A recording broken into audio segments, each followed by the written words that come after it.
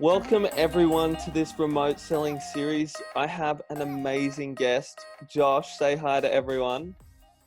Hey everyone, how's it going? Tell us a little bit about where you're working now, Josh. Absolutely. So I run a sales agency where we help foreign early stage companies enter the US market in a fractional VP of sales or CRO model. Wow, that's amazing. And given you're doing that, you're probably encountering a lot of questions right now about remote selling and building teams that don't interact with people. I know Yep. it's not new for you, but new for a lot of our listeners. Do you have any tips to do this in an efficient way right now? Yeah, absolutely. So a lot of the companies that I speak with are European companies or foreign companies entering the US market. So to begin with, their teams are already remote, and now everyone's super remote. So it's a topic that's very top of mind for a lot of our clients and the people that we speak with. I think the first part, if we really want to go bottom of the funnel, is really understanding pipeline clarity. And what I mean by that is there are hundreds of new rules in procurement, in deal approval structure that have been put in place since this current global situation has started. We were speaking with the executive team at a top 10 auto manufacturer recently, and they said something to the effect of all new purchases over $10,000 need board approval. Now, whether that was true, whether that was not true, a lot of different countries and a lot of different companies are implementing new measures in order to help protect their finances. So I would say, as this kind of goes into bullet point number 2, from a remote perspective, and that's you absolutely need to over communicate. Setting up extra calls, setting in multiple check-ins, even if they're just 15 minutes, the sales rep's ability to understand truly what is going on right now from a decision-making process. Previously, these were really easy questions that you could ask when you were walking with your prospect to go get coffee, or you had just arrived and you're waiting in the welcome area. All of these different opportunities for you to extract pieces of information, for you to engage, for you to build rapport, you now have to over communicate and take a lot of extra steps and meetings and time to make sure that you're surfacing all of these parts of information that you need to clearly understand what it's going to take for a deal to close. So that would be 1, and number 2, and then I'd say 3 as an extension of that. Companies are still signing 6-figure and 7-figure deals, and got off a call yesterday with a rep who's actually in the process of signing a 7-figure deal, and their deal was done remote.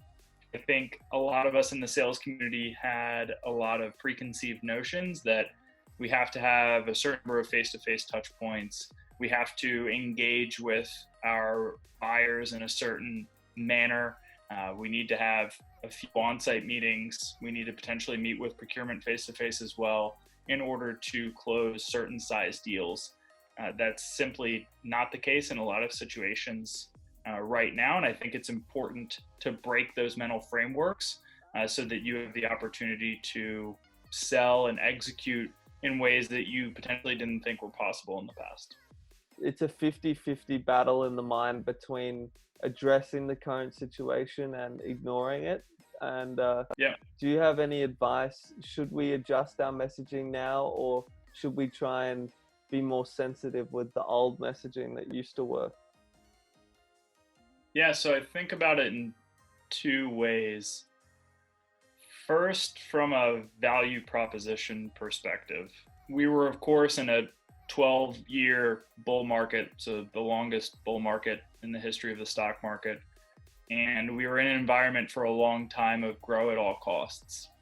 A lot of our value propositions were, we can help you grow, we can help you get you an incremental uplift in sales, we can help grow your conversions, we can help grow your daily active users. And for a very long time in the software world, that messaging worked, and resonated with our audience very, very well. In a market correction or in a down economy, to your point, it's going to be how much money can you save people? How much costs can you help them avoid? How can you help them increase their runway? I say that with a little bit of hesitation because there's definitely a second aspect to it, and that's the emotional empathy, the tact aspect. James Murphy, who's one of our members at the San Francisco Revenue Collective, said it really well. And it's not just about being a human during this time. It's of course being a human at all times, which people are in a weird way starting to forget now that coming out of this, you still have to be sensitive and empathetic, emotionally intelligent. So for me to summarize it, I would say, like, yes, you salespeople or messenger marketing who's developing messaging should probably not be going out and selling a story of growth or incremental uplift or increase in sales. I do, however, think that it shouldn't be to the extent of, like, you can say, hey, I think you're going to fire a lot of people. You can also say the same thing and say, a lot of organizations are restructuring right now, and that can be confusing. I think there's a level of tact and a level of empathy that needs to be done. And if you pair that with the fact that a lot of companies are trying to figure out how to save on costs right now, and understanding what they're going through from a financial perspective and the fires that they're facing, I think there's a good combination there. And Josh, who do you think, if we could pick one person to bring on here and ask their thoughts about remote selling, does someone stand out at the moment?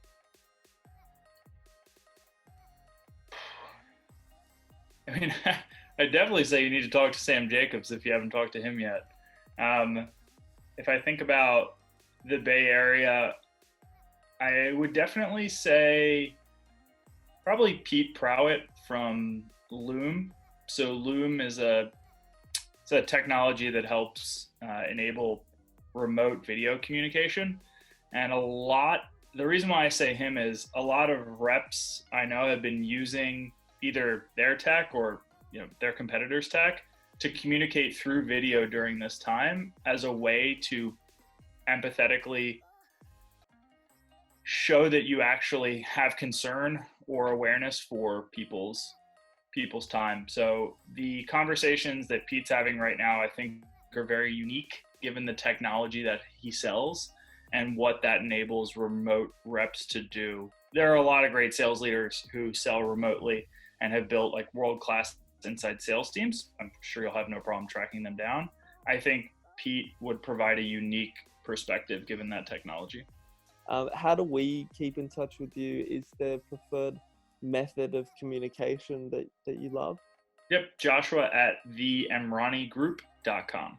Looking forward to chatting with you again in the future. Thanks for joining the Remote Sales podcast. And any other thoughts before we let you go? I think as a lot of challenges in life, this provides an opportunity for sales reps and sales leaders to develop unique skill sets and muscles that we wouldn't have to have had done before. And I think if we view this from that vantage point, it'll allow us to surface the benefits long-term of what we're having to do in our positions in order to be successful now. Let's be positive. And Josh, thanks again for joining us. Loved the outfit today too. Thank you.